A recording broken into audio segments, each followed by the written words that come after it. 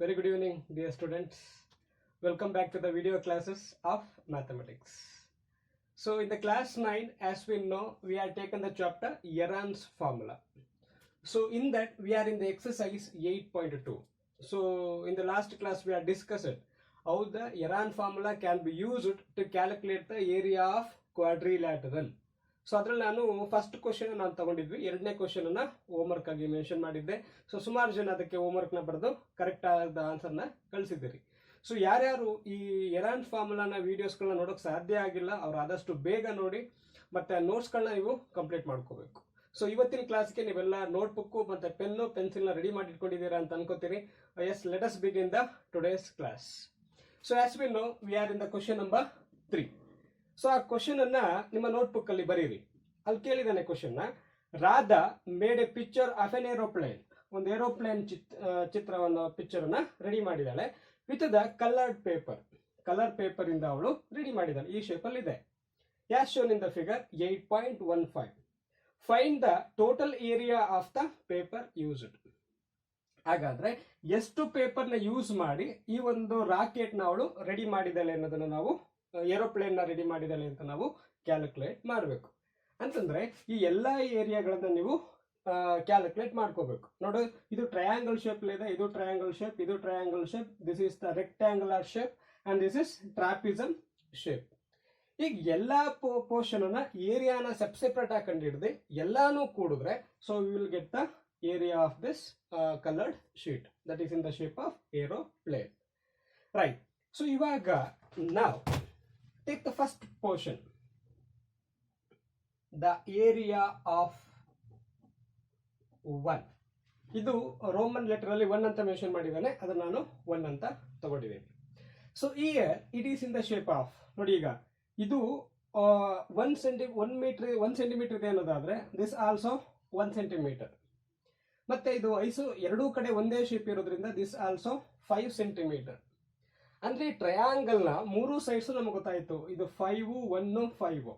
So ನಾವು Heron ಫಾರ್ಮುಲಾನ apply ಮಾಡಿ we can calculate the area of this triangle or area of the portion 1.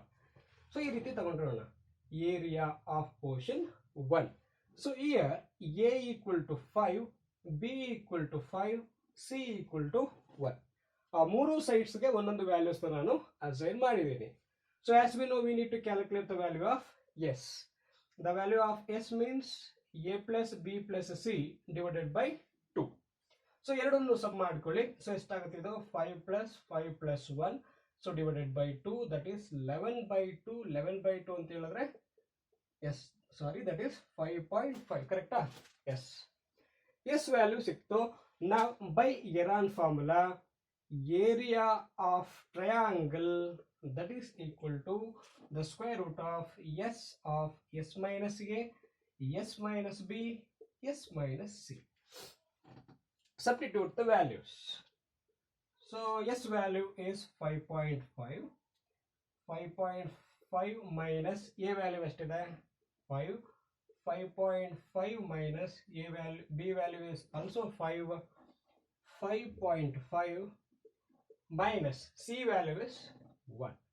Substitution part is over. Now this is, so 5.5 ಎಷ್ಟಾಗುತ್ತಿದ್ದು 0.5, 0.5 and this is 4.5. ಕರೆಕ್ಟಾ? 5.5 ಅಲ್ಲಿ 1 ಹೋದ್ರೆ 4.5. So ಇದನ್ನ ನೀನು ಹೊರಗಡೆ multiply ಮಾಡು. So approximately this value is 6.1875 ಅಷ್ಟು ಬರುತ್ತೆ. ಮತ್ತೆ ಇದಕ್ಕೆ ನೀನು ಅಪ್ರಾಕ್ಸಿಮೇಟ್ ಸ್ಕ್ವೇರ್ ರೂಟ್ ಕಂಡುಹಿಡಿದ್ರೆ the answer is 2.5 centimetre square. So ಇದು ನೀನು ಅಪ್ರಾಕ್ಸಿಮೇಟ್ ವ್ಯಾಲ್ಯೂಸ್ ನಾನು ಡೈರೆಕ್ಟ್ ಆಗಿ ಬರ್ತಿದ್ದೀನಿ. ಸೊ ಇದನ್ನ ನಾವು ಕ್ಯಾಲ್ಕುಲೇಟ್ ಮಾಡ್ಕೊಂಡಾಗ ಇಷ್ಟು ಇದು ಸಿಗುತ್ತೆ, 2.51 ಆ ಥರ ಸಿಗ್ತದೆ. ಅಪ್ರಾಕ್ಸಿಮೇಟ್ ವ್ಯಾಲ್ಯೂ ಅಂತ ಹೇಳಿದ್ರೆ ಇಷ್ಟು ನಮಗೆ ಸಿಗುತ್ತೆ. ರೈಟ್. ಸೊ ಈಗ ನಾವು ಈ ವ್ಯಾಲ್ಯೂನ ಕಂಡುಹಿಡಿದಿದ್ದೀವಿ, that is 2.5 centimetre square. Heron formula ನೀವು ಅಪ್ಲೈ ಮಾಡ್ಬಿಟ್ರೆ ಸಿಕ್ಕೋಗ್ಬಿಡುತ್ತೆ ಇದು. ರೈಟ್. ಈಗ ಇದ್ರ ಏರಿಯಾ ಗೊತ್ತಾಯ್ತು. ಈಗ ಈ ಒಂದು ಟ್ರಯಾಂಗಲ್ ಏರಿಯಾನ ಕಂಡುಹಿಡಿಯೋಣ. ನಾವು take the next one. So ಇದೆ ಏರಿಯಾ ಆಫ್ ಯಾವ ಪೋರ್ಷನ್ ಇದು? 5th portion. Area of 5. ಈಗ ಅದು ಯಾವ ಶೇಪ್ ಅಲ್ಲಿ ಇದೆ? Very good, that is in the shape of right triangle. ಆ ರೈಟ್ ಆಂಗಲ್ ಟ್ರಯಾಂಗಲ್ ನೋಡು, ಇದು ಡೆಫಿನೆಟ್ ಆಗಿ ಎಷ್ಟು ಡಿಗ್ರಿ ಪ್ರೊಡ್ಯೂಸ್ ಮಾಡುತ್ತೆ? ಹೌದಾ, 90 ಡಿಗ್ರಿನ? ಹಾಗಾದ್ರೆ ಇದು area of right angle triangle. ಬರ್ಕೊಳ್ಳೋ ಸಿಂಪಲ್ ಆಗಿ, area of right triangle. The formula says half into b into h. Heron formula apply ಮಾಡೋದಕ್ಕಿಂತ ಇದೇ ಬೆಸ್ಟ್. ಯಾಕೆಂದ್ರೆ ಇದು ಬೇಸ್ ಆದ್ರೆ ಇದು ಹೈಟ್, ಇದೇ ಬೇಸ್ ಆದ್ರೆ ಇದು ಹೈಟ್, ಬೇಗ ಸಿಕ್ಕೋಗ್ಬಿಡುತ್ತೆ ಆನ್ಸರ್. ಎರಾನ್ ಫಾರ್ಮುಲಾಗಿಂತ ಈಸಿಯಾಗಿ ನಾವು ಕ್ಯಾಲ್ಕುಲೇಟ್ ಮಾಡ್ಕೋಬಹುದು. ಸೊ ನಾವ್ ಇಟ್ ಈಸ್ 1/2 ಬೇಸ್ ಯಾವ್ದು ತಗೋತೀನಿ ನಾನು? ಬೇಸ್ ಆಗಿ 6 ನ ತಗೋತೀನಿ. ಹಾಗಾದ್ರೆ ಹೈಟ್ ಎಷ್ಟಾಗುತ್ತೆ? 1.5. ರೈಟ್, ನಾವು simplify this. 2 1s 2 3s, so 3 into 1.5 multiply ಮಾಡೋ. 15 3s 45. ಇಲ್ಲಿ 1 ನಂಬರ್ ಆದ್ಮೇಲೆ ಚುಕ್ಕಿ ಇದೆ, 1 ನಂಬರ್ ಆದ್ಮೇಲೆ ಚುಕ್ಕಿ ಇದೆ. ಅಂದ್ರೆ ಈ ಪೋರ್ಷನ್ಗೆ ಎಷ್ಟಪ್ಪ ಆಯ್ತು? 4.5 ಸೆಂಟಿಮೀಟರ್ ಸ್ಕ್ವೇರ್. ನಾವು ಈಗ ಏರೋಪ್ಲೇನ್ ಅಂದ್ಮೇಲೆ ಈ ಕಡೆ ರೆಕ್ಕೆ ಎಷ್ಟು ಶೇಪ್, ಯಾವ ಶೇಪಲ್ಲಿ ಇರುತ್ತೋ ಈ ಕಡೆ ಕೂಡ ಅದೇ ಶೇಪಲ್ಲಿ ಇರಬೇಕು. ಅಂದ್ರೆ ಇದು ಏರಿಯಾ ಅದ್ರ ಏರಿಯಾ ಸೇಮ್ ಇರಬೇಕು. ನೋಡಿ, ಈಗ area of 4 that should be equal to area of 5. ಯಾಕೆ ಅಂದ್ರೆ ಬ್ರಾಕೆಟ್ ಅಲ್ಲಿ ಬರ್ಕೊಂಡ್ರೋಣ ನಾವು, ಬಿಕಾಸ್ ಸೇಮ್ ಶೇಪ್, ಒಂದೇ ಶೇಪ್ ಇರೋದ್ರಿಂದ ಏರಿಯಾ ಆಲ್ಸೋ ಸೇಮ್. ನಾವು ಇದ್ರ ವ್ಯಾಲ್ಯೂಸ್ ಬರ್ಕೊಳ್ಳೋದಾದ್ರೆ area of 4 should be equal to 5. Area ಎಷ್ಟಿದೆ? 4.5 ಸೆಂಟಿಮೀಟರ್ ಸ್ಕ್ವೇರ್. ಸೊ ಬರ್ಕೊಂಡಿರೋಣ, this is also 4.5 centimetre square. ಈಗ ನಮ್ಗೆ ಉಳ್ಕೊಂಡಿರ್ತಕ್ಕಂಥದ್ದು ಪೋರ್ಷನ್ 2 ಮತ್ತೆ ಪೋರ್ಷನ್ 3. ಅದ್ರ ಏರಿಯಾನ ನಾವು ಕಂಡುಹಿಡಿಯೋಣ. ಬರ್ಕೊಂಡಿರಿ, ಆಮೇಲೆ ಬೇಕಾದ್ರೆ ವಿಡಿಯೋನ ಪಾಸ್ ಮಾಡಿ ಬೇಕಾದ್ರೆ ನೋಟ್ಸ್ ನೀವು ಬರೆದ್ರೆ ಆಗುತ್ತೆ. ಓಕೆನಾ? Right. So next one is area of portion 3. ಹುಡುಗರ ಚಿತ್ರ ನೋಡಿದ್ರೆ ಅದು ಯಾವ ಶೇಪ್ ಅಲ್ಲಿ ಇದೆ ಅನ್ಸುತ್ತಪ್ಪ? Very good. ಯಾವ ಶೇಪ್ ಇದೆ? ರೆಕ್ಟ್ಯಾಂಗಲ್. ಪೋರ್ಷನ್ 2 ನೋಡು, ರೆಕ್ಟ್ಯಾಂಗಲ್ ಶೇಪ್ ಅಲ್ಲಿ ಇದೆ. ಲೆಂತ್ 6.5 ಆದ್ರೆ ಬ್ರೆಡ್ತ್ ಎಷ್ಟಿದೆ? 1 ಇದೆ. ಅಂದ್ರೆ ಏರಿಯಾ ಆಫ್ ರೆಕ್ಟ್ಯಾಂಗಲ್ ಅಪ್ಲೈ ಮಾಡಿದ್ರೆ ಸಾಕು. Area of rectangle is, what is the formula? ಬರೆದ ನಾನು ಯಾವುದು? Length into breadth. So length is 6.5, breadth is 1. So we are getting the answer 6.5 centimeter square. So this is the area of this portion, 6.5 centimeter square. ನಮಗೆ ತುಂಬಾ ತಲೆಗುಳ ಬಡತಕ್ಕಂಥ ಇದು ಅನ್ನೋದಾದ್ರೆ ಈಗ ಯಾವುದು? Area of this portion 3. Okay, write down this. ಈಗ area of portion 3 ಕಡೆ ಬರೋಣ. ಈಗ ಏರಿಯಾ ಆಫ್ ಟ್ರಾಪಿಸಮ್ ಶೇಪ್ ಅಲ್ಲಿ ಇದೆ. ಅದು ಟ್ರಾಪಿಸಮ್ ನೋಡು, ಈ ಶೇಪ್ ಅಲ್ಲಿ ಇದೆ. ಹೌದಾ? ಇದನ್ನೇ ಒಂಚೂರು ಎಕ್ಸ್ಟೆಂಡ್ ಮಾಡ್ಕೊಂಡು ನಾನು ಹಿಂಗೆ ಬರ್ತಿದ್ದೀನಿ ಅಷ್ಟೇ. ಓಲ್ ಲೆಂತ್ ಎಷ್ಟಪ್ಪ ಇದೆ? 2 ಸೆಂಟಿಮೀಟರ್ ಇದೆ. This whole length is 2 centimetre. And other side is 1 and this one also 1. ಈಗ ನಮಗೆ ಟ್ರಾಪಿಸಮ್ ನ ಏರಿಯಾ ಕಂಡುಹಿಡಿಯೋದಕ್ಕೆ ದೇರ್ ಇಸ್, ಈಗ ಫಾರ್ಮುಲಾನ ನಿಮ್ಮ ಹೈಯರ್ ಕ್ಲಾಸ್ ಅಲ್ಲಿ ಕಲಿತೀರಿ, ಬಟ್ ಇಲ್ಲಿಗೆ ಅದನ್ನ ನಾವು ಅದು ಇನ್ನು ನಮಗೆ ಪರಿಚಯ ಆಗಿಲ್ಲ. ಈಗ ಪರಿಚಯ ಇಲ್ಲದೆ ಇರೋದ್ರಿಂದ ನಮಗೆ ಗೊತ್ತಿರೋದ್ರಿಂದ ಇದನ್ನ ಸಾಲ್ವ್ ಮಾಡಕ್ ಟ್ರೈ ಮಾಡಬೇಕು. ಯಾವ ರೀತಿ? ಈಗ ಇದು 1 ಸೆಂಟಿಮೀಟರ್ ಇದ್ರೆ ಈ ಕಡೆಗೂ 1 ಸೆಂಟಿಮೀಟರ್ ಗೆರೆ ಹೇಳ್ಕೊಳ್ಳೋಣ. ಅವಾಗ ಇದು ಈಕ್ವಿಲೇಟರ್, ಇದು ಕೂಡ 1 ಮೀಟರ್ 1 ಸೆಂಟಿಮೀಟರ್ ಇರ್ತದೆ. ಇನ್ನು ಮಿಕ್ಕಿದ 1 ಸೆಂಟಿಮೀಟರ್ ಈ ಕಡೆಗೆ ಇರುತ್ತೆ. ಅಂದ್ರೆ 2 ಸೆಂಟಿಮೀಟರ್ನ 1 ಸೆಂಟಿಮೀಟರ್ ಈ ಕಡೆಗೆ, 1 ಸೆಂಟಿಮೀಟರ್ ಆ ಕಡೆಗೆ. ಅಂದ್ರೆ ಇವಾಗ ಇದು ಏರಿಯಾ ಆಫ್ ಈಕ್ವಿಲೇಟರ್ ಟ್ರಯಾಂಗಲ್ ಆಗುತ್ತೆ, ಇದು ಏರಿಯಾ ಆಫ್ ಪ್ಯಾರಲೋಗ್ರಾಮ್ ಆಗುತ್ತೆ. ಸೊ ಈ ರೀತಿಯಾಗಿ ನಾವು ಇಲ್ಲಿ ಏರಿಯಾನ ಕಂಡುಹಿಡಿಯೋದಕ್ಕೆ ಪ್ರಯತ್ನ ಪಡಬೇಕು. ಸೊ ನಾವು ಇನ್ನೂ ಒಂದು ಕನ್ಸ್ಟ್ರಕ್ಷನ್ ಅಂತ ಹೇಳಿದ್ರೆ ನಮಗೆ ಪರ್ಪೆಂಡಿಕ್ಯುಲರ್ ಹೈಟ್ ಬೇಕು. ಅದಕ್ಕೋಸ್ಕರ ಈ ಎರಡು ಗೆರೆಗಳನ್ನು ನಾವು ಕನ್ಸ್ಟ್ರಕ್ಟ್ ಮಾಡ್ಕೋಬೇಕು. ಸೊ ಅದಕ್ಕೋಸ್ಕರ ಇಲ್ಲಿ ಒಂದು ನೇಮ್ಸ್ಗಳನ್ನ ಕೊಡ್ಕೊಬಿಡ್ತೀನಿ. A B C D E F. ನೀವು ಅಷ್ಟೇ ಏರಿಯಾ ಆಫ್ ಪೋರ್ಷನ್ 3 ಬರ್ಕೊಳ್ಳುವಾಗ ಫಸ್ಟ್ ಈ ತರ ಚಿತ್ರವನ್ನ ನೀಟಾಗಿ ಬರ್ಕೊಳ್ಳಿ. ಚಿತ್ರ ಬರ್ಕೊಂಡಾದ್ಮೇಲೆ ನಾವು ಅಲ್ಲಿಗೆ ಸಬ್ಸ್ಟಿಟ್ಯೂಷನ್ ಕೊಡೋದಕ್ಕೆ ಹೋಗೋಣ. ನೋಡಿ, ಈಗ ಟೋಟಲ್ ಎಷ್ಟಿದೆಪ್ಪ 2. ಇದೆಷ್ಟಿದೆ ಅಂತ ಗೊತ್ತಾಯ್ತು 1. ಈ 1 ನಲ್ಲಿ ದಿಸ್ ಇಸ್ 1/2, ದಿಸ್ ಆಲ್ಸೋ 1/2. 1/2 ಕೊಡಿದ್ರೆ 1 ಆಯ್ತು. ಈಗ ನಾವು ಈ ಹೈಟ್ ಅನ್ನ ನಾವು ಕ್ಯಾಲ್ಕುಲೇಟ್ ಮಾಡೋದಕ್ಕೆ ಟ್ರೈ ಮಾಡಬೇಕು. ನಾವು ಏರಿಯಾ ಆಫ್ ಈಕ್ವಿಲ್ಯಾಟರಲ್ ಟ್ರಯಾಂಗಲ್ ಹಿಂಗ್ ಬರ್ಕೊತೀನಿ ನಾನು. Equilateral triangle, the formula is √3/4 a². ಇದು ಫಾರ್ಮುಲಾ ಏರಿಯಾ ಆಫ್ ಈಕ್ವಿಲ್ಯಾಟರಲ್ ಟ್ರಯಾಂಗಲ್ಗೆ. ಏರಿಯಾ ಆಫ್ ಟ್ರಯಾಂಗಲ್ಗೆ half into b into H.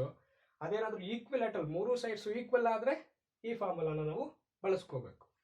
So ನಾವ್ ದಿಸ್ ಇಸ್ √3/4. ಎ ಅಂತಂದ್ರೆ ಎಷ್ಟಪ್ಪ ವ್ಯಾಲ್ಯೂ ಅಲ್ಲಿ 1. 1² ಅಂದ್ರೂ 1. That will gives √3/4. ಇಷ್ಟು ಸಿಕ್ತು. ರೈಟ್. ಈಗ ಇದೇ ಟ್ರಯಾಂಗಲ್ ಅನ್ನ ನಾನು area of triangle half into b into h ಈ ರೀತಿ ಕನ್ಸಿಡರ್ ಮಾಡಿದ್ರೆ, ಈಗ ಈ ಟ್ರಯಾಂಗಲ್ನ ಏರಿಯಾ ಬೋತ್ ಆರ್ ಸೇಮ್, √3/4 ಅಷ್ಟೇ ಇರುತ್ತೆ. ಯಾಕೆ ಅಂದ್ರೆ ಒಂದೇ ಟ್ರಯಾಂಗಲ್ನ ಈ ರೀತಿ ಕಂಡಿಡ್ತೀನಿ, ಇಷ್ಟು ಏರಿಯಾ ಬಂತು. ಈ ರೀತಿ ಕಂಡಿಡ್ತಾ ಇದ್ದಾಗಲೂ ಕೂಡ ಅದರ ಏರಿಯಾ ಚೇಂಜಸ್ ಆಗಲ್ಲ. ಅಂದ್ರೆ ಇಲ್ಲಿ √3/4 ಇದ್ರೆ ಇಲ್ಲೂ ಕೂಡ ಎಷ್ಟಿರ್ತದೆ √3/4. ಸೊ ಆಫ್ ಆಗಿ ಬರೀತೀನಿ.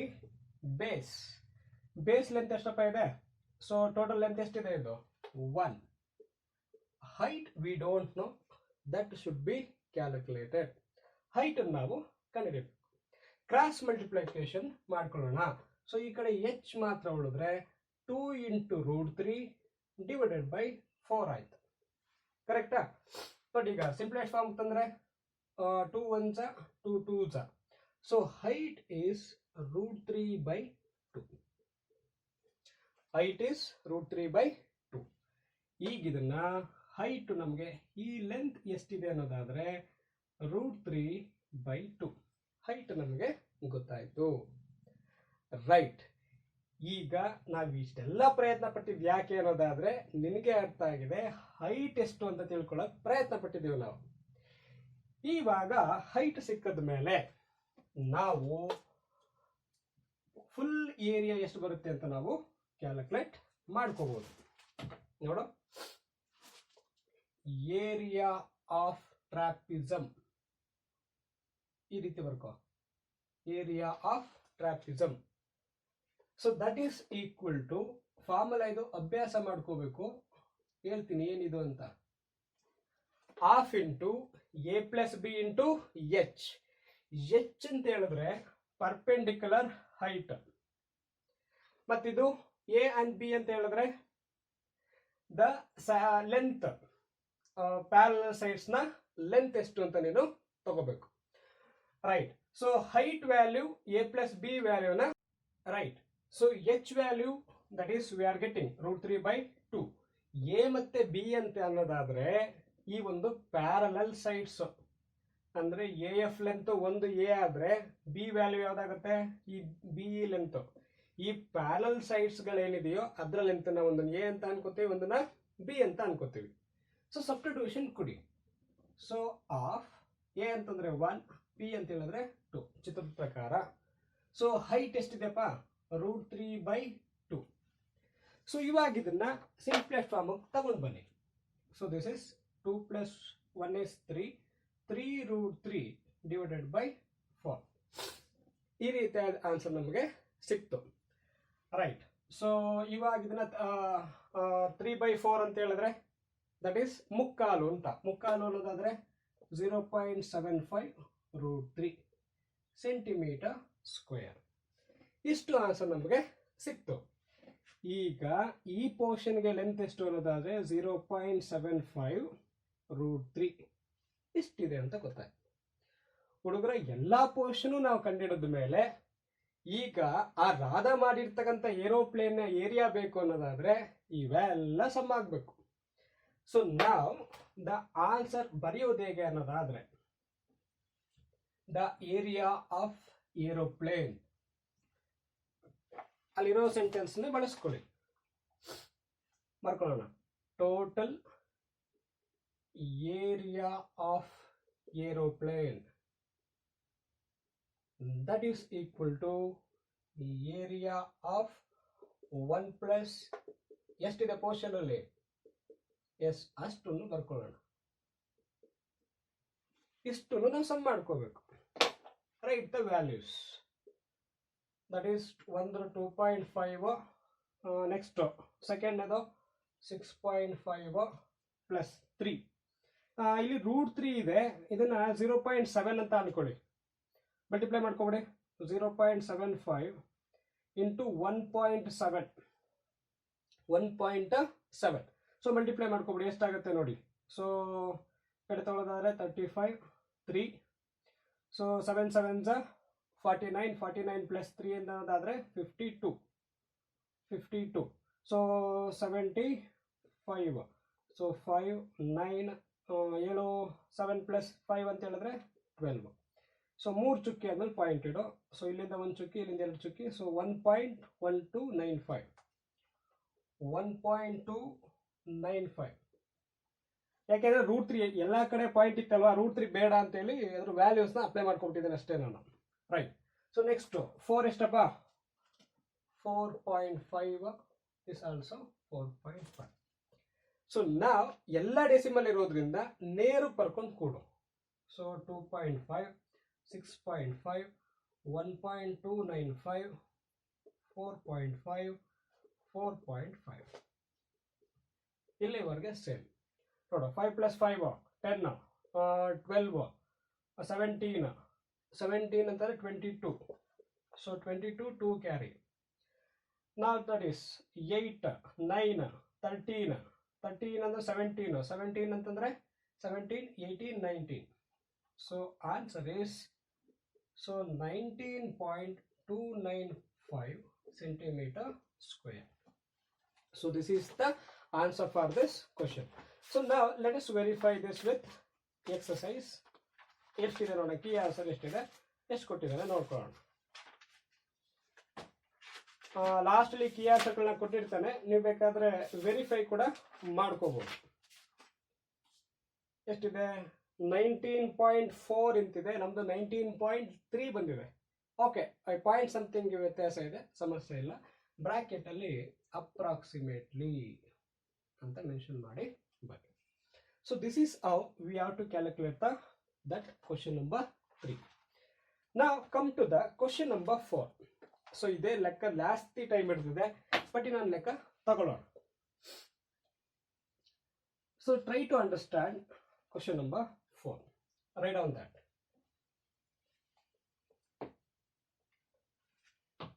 Question number 4. ಅಲ್ಲಿ ಹೇಳಿದಾನೆ, a triangle and parallelogram have same base. ಒಂದೇ ಬೇಸ್ ಮೇಲೆ ಒಂದು ಪ್ಯಾರಲೋಗ್ರಾಮ್ ಇದೆ, ಅದೇ ಬೇಸ್ ಮೇಲೆ ಒಂದು ಟ್ರಯಾಂಗಲ್ ಕೂಡ ಇದೆ ಅಂತ ಹೇಳಿದ್ದಾನೆ. And having same area, both are having same area. Area of parallelogram equal to area of triangle. ಬರ್ಕೊಂಡಿರೋಣ ಇಲ್ಲಿ.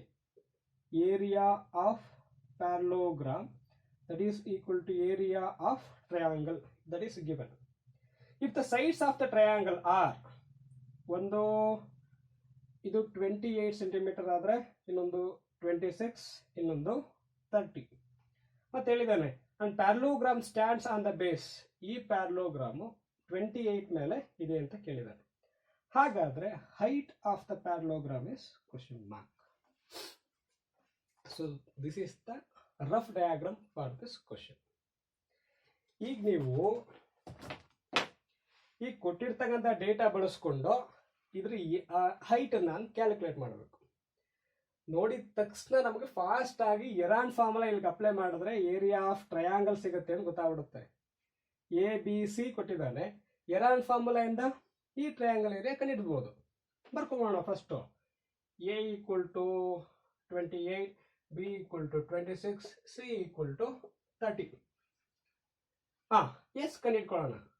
A plus b plus c divided by 2, 28 plus 26 plus 30 by 2. Sum ಮಾಡು. ಎಷ್ಟಾಗುತ್ತಪ್ಪ? That is 14. So 14, 4, 7, 8, 84 by 2. So ಎಷ್ಟಾಗುತ್ತೆ ಇದು? 42.